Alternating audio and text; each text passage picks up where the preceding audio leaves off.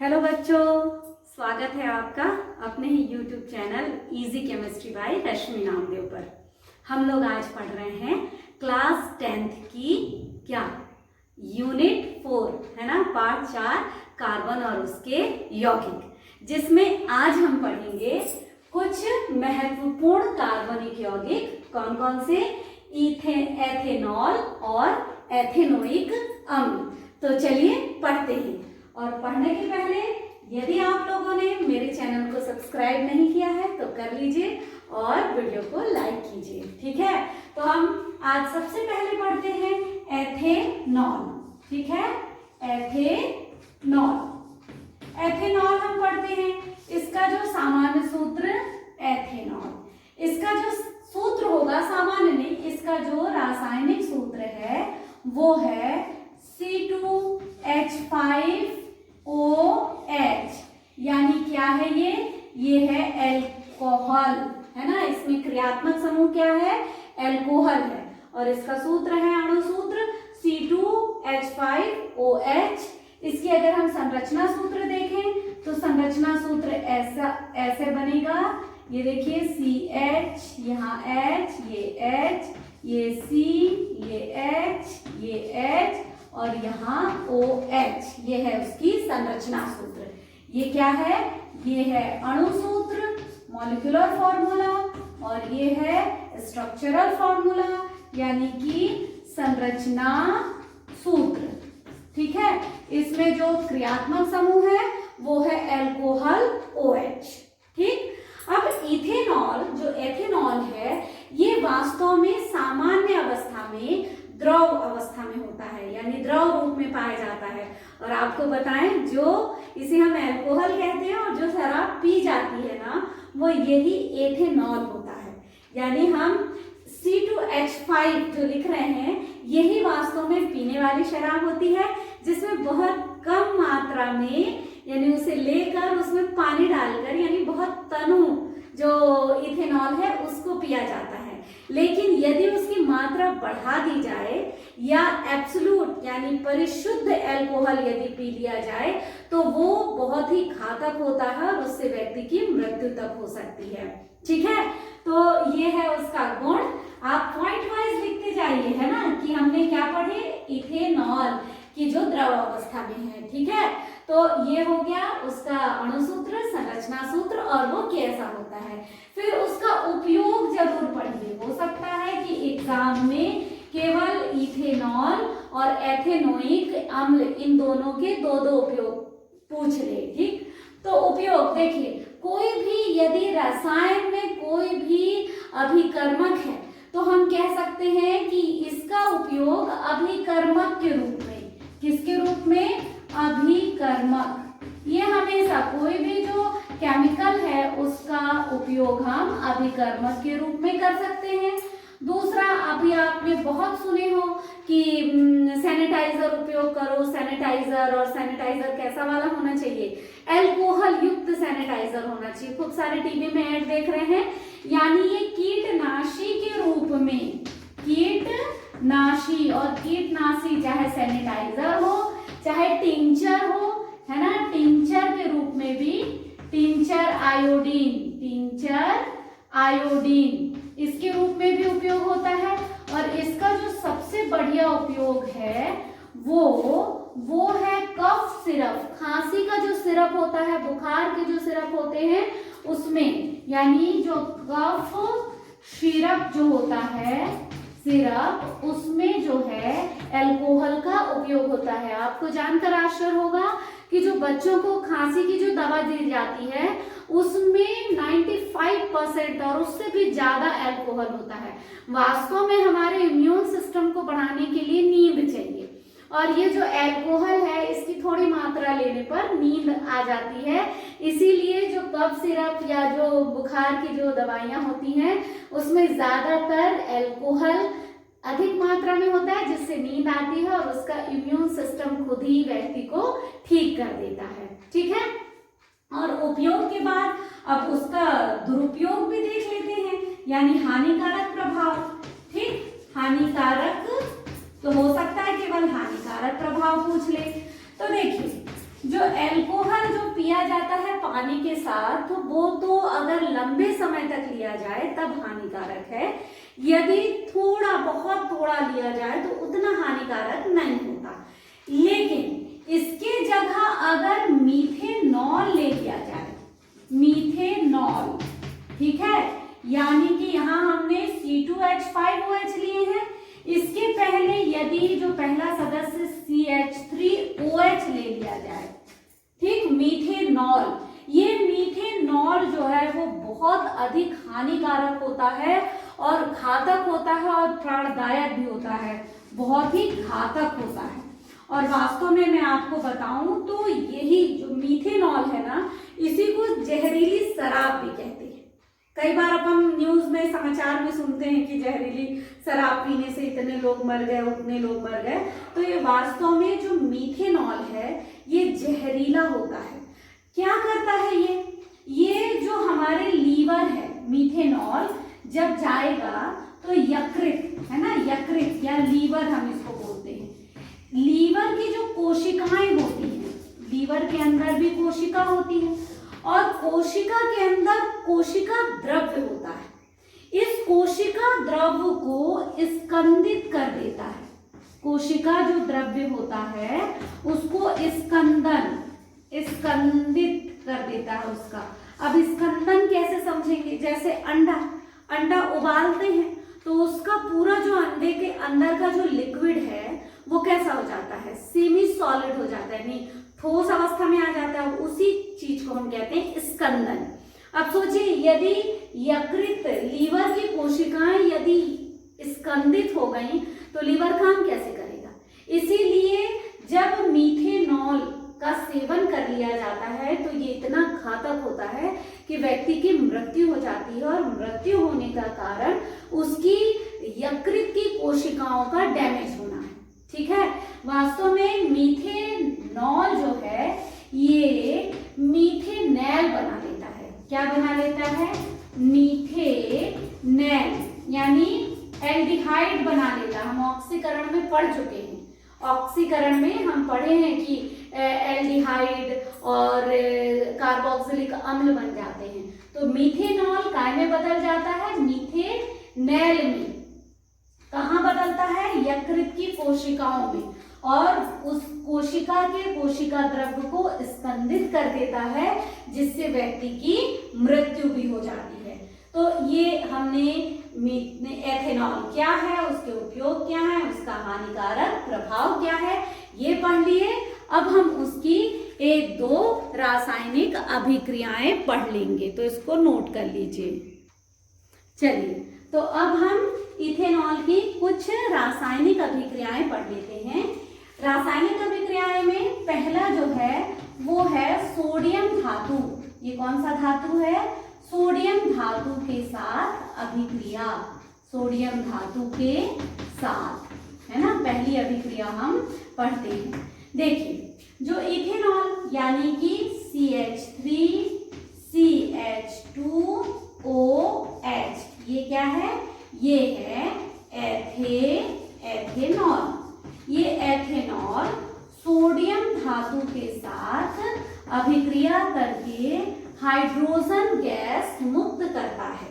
पहला काम, ये हाइड्रोजन गैस मुक्त किया, ठीक है, इसलिए इसको विहाइड्रोजनीकरण, मैंने बताया था इसके पहले वाले वीडियो में, अगर करण लगा दिया तो जुड़ गया, और विकरण यानी विहाइड्रोजनीकरण, यानी यहाँ पर हाइड्रोजन गैस निकल गई और साथ में यहाँ सोडियम जो है यहाँ आकर बैठ जाएगा। तो ये प्रतिस्थापन अभिक्रिया भी है कि हाइड्रोजन को बाहर कर दिया और उसकी जगह स्वयं सोडियम आकर बैठ गया, तो उसे हम क्या कहेंगे, प्रतिस्थापन अभिक्रियाएं। तो क्या बन जाएगा, ये CH3CH2O, यहाँ H की जगह कौन आ जाएगा, Na, ठीक है। तो इसको हम नाम देते हैं सोडियम इथॉक्साइड,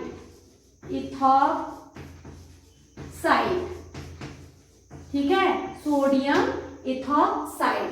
ये देखिए, ये आयनिक हो जाता है, यहाँ सोडियम धनायन के रूप में और O ऋणायन के रूप में, यानी कार्बनिक यौगिक ज्यादातर आयनित नहीं होते हैं, लेकिन जब इसकी सोडियम के साथ क्रिया कराई जाती है तो जो सोडियम इथॉक्साइड बनेगा वो आयनित हो जाएगा। ठीक है, तो ये सोडियम के साथ अभिक्रिया हो गई, 2 हाइड्रोजन निकला है तो हम इसको 2 से बैलेंस कर लेते हैं। सोडियम को भी हम क्या कर लेते हैं, 2 कर देते हैं। और यहाँ जो बनने वाला उत्पाद यानी सोडियम, इसको मिला दे हो, सोडियम क्या बना था, इथॉक्साइड, इसकी भी संख्या कितनी हो जाएगी, 2 हो जाएगी। ठीक है, तो ये सोडियम के साथ अभिक्रिया। अब दूसरी अभिक्रिया, जो दूसरी अभिक्रिया है वो है निर्जलीकरण अभिक्रिया। निर्जलीकरण अभिक्रिया यानी जल का निकलना, निर्जल होना यानी जल रहित होना।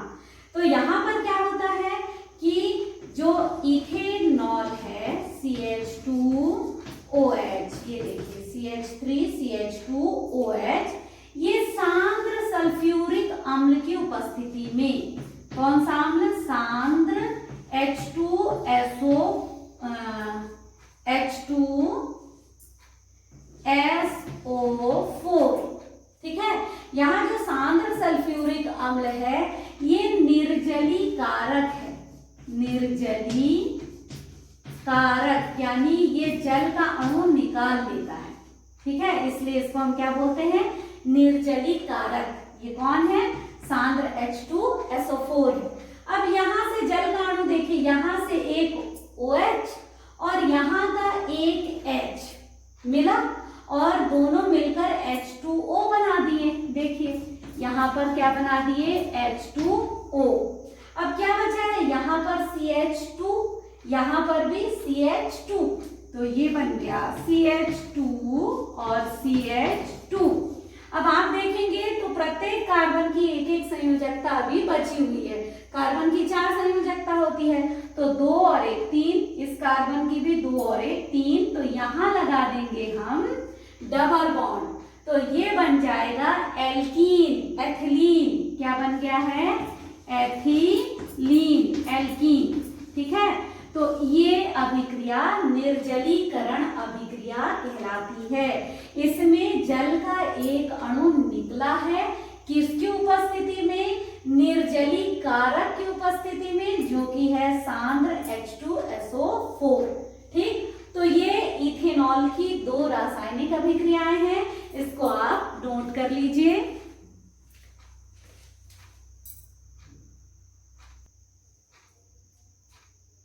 ठीक है, अब हम दूसरा यौगिक कौन सा, एथेनोइक अम्ल पढ़ते हैं। एथेनोइक अम्ल, इसका सूत्र होता है CH3COOH, ये इसका अणु सूत्र है।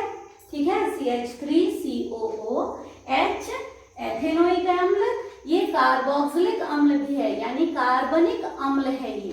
ठीक है, और इसका जो संरचना सूत्र है वो इस तरह से हो जाएगा, CH3 को हम ये ऐसा लिख देंगे और ये C, यहाँ डबल बॉन्ड O और यहाँ से ये O और ये H, ये इसका क्या हो जाएगा, संरचना सूत्र, स्ट्रक्चरल फॉर्मूला ये हो जाएगा।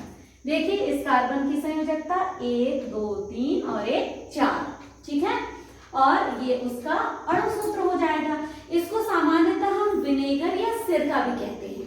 वास्तव में एथेनोइक एसिड का 3 से 4% जो सॉल्यूशन होता है, जिसको हम विनेगर या सिरका भी कहते हैं, और इसका उपयोग जो है वो चाइनीज डिशेस बनाने के लिए किया जाता है। और ठंड के दिनों में ये जो एथेनोइक अम्ल है ये बर्फ की तरह जम जाता है, इसीलिए इसको हम ग्लेशियल एसिटिक अम्ल भी कहते हैं। और इसका सामान्य नाम जो है वो एसिटिक अम्ल भी है, एसिटिक अम्ल। ठीक है, ये एसिटिक अम्ल के नाम से ज्यादा बिकता है। और इसके उपयोग देख लेंगे तो उपयोग वही जो अभी हमने कहा कि इसका उपयोग सिरका बनाने के लिए सिरका के रूप में किया जाता है। ठीक है, फिर अभिकर्मक के रूप में किया जाता है। कोई भी मैंने बताया था अभी कि कि कोई भी यदि सॉल्यूशन लेंगे या कोई भी पदार्थ जो कार्बनिक रसायन में उपयोग हो तो हम उसे प्रयोगशाला में अभिकर्मक के रूप में उपयोग करेंगे, फिर विनेगर के रूप में उपयोग करेंगे, ठीक है, और ये ग्लेशियल एसिटिक एसिड के रूप में भी मिलता है। तो ये हो जाएगा आपका सिरका। अब हम इसका जो बहुत ज्यादा उपयोग है वो हम देखेंगे कि ये अम्ल के समान काम करता है। ये वास्तव में कार्बोक्सिलिक अम्ल है ना, ये अम्लीय गुण का होता है। अम्लीय गुण इसलिए होता है क्योंकि जब हम इसे आयनित करते हैं, जब हम इसका आयनन करते हैं तो CH3COO- यानी ये एसीटेट आयन धन हाइड्रोजन धनायन देता है, और ये H धनायन हाइड्रोजन धनायन देने के कारण ये कैसे गुण का होता है, एसिडिक नेचर का होता है, इसका गुण अम्लीय हो जाता है, ठीक है, ये अम्लीय गुण का हो जाता है। अब इसका जो है कुछ हम रासायनिक अभिक्रियाएं पढ़ लेते हैं, जो एक दो ही रासायनिक अभिक्रियाएं हैं।